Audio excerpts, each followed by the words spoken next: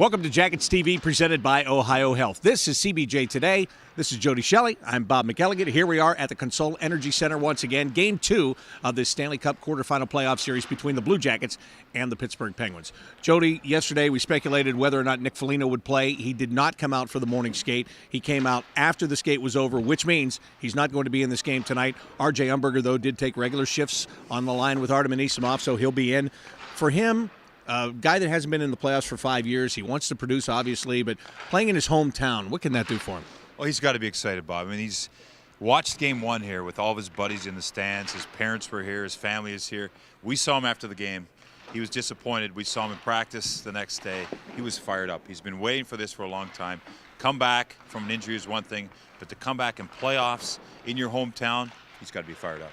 Now, that really looks to be the only change for the Blue Jackets going into this game tonight. So they are pretty much set. All they're looking to do is refine their game, take the mistakes out of the game, and stay out of the penalty box tonight. Huge, huge. You can't give Pittsburgh any advantage. They know that.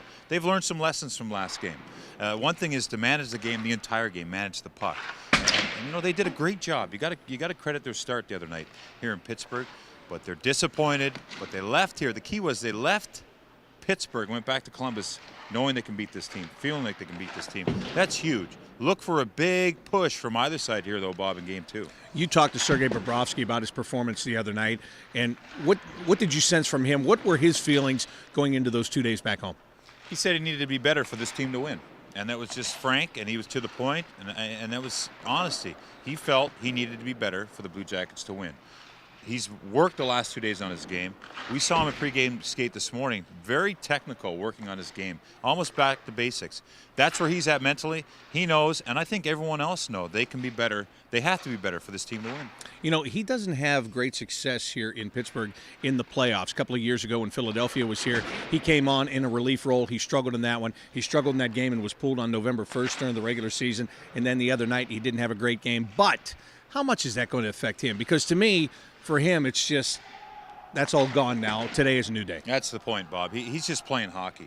It doesn't matter where he is, what he's done in a certain situation. He's here in game 2 now. He's building a resume. And maybe you'll look back in years and say, you know what, look what he's done. He wants to start that legacy now, and he has starting last year with that playoff push. Let's talk about the Penguins a little bit. In reading a lot of quotes from the Penguins, they are talking about they have to keep themselves disciplined. Chris Letang took a couple of bad penalties the other night, and they let him know all about that, as a matter of fact. But for Dan Biles and his team right now, how much of the Blue Jackets gotten under their skin early? Well, it's something that they have to target on. You got to target on Fleury, and you have to target on their discipline. And the Jackets have done a good job so far. I think they can do a little better at getting under the skin of some of these guys. I've seen Malkin lose his head in a playoff series when I was in Philly. Sidney can do it. You can get after him. And Brandon Dubinsky's done a good job on him. But more guys, I think Calvert, Bowl if he's in, Trop, these guys need to get in there and be a little more presence. Get the crowd fired up. Be the enemy number 1. I think they should be fighting to be enemy number 1 here in Pittsburgh. Do you think the Penguins are going to come out with a bigger push tonight than they had in game 1? Well, I get the sense. I think you almost expect that. But I think credit to the Jackets. I thought that they were going to have more of a push in game 1. I think the Jackets nullified that with the way they played. Jackets dictated the tempo, and they have to make sure expect something from Pittsburgh as far as a bigger push, but try to dictate the tempo here on the road. All right, final thing.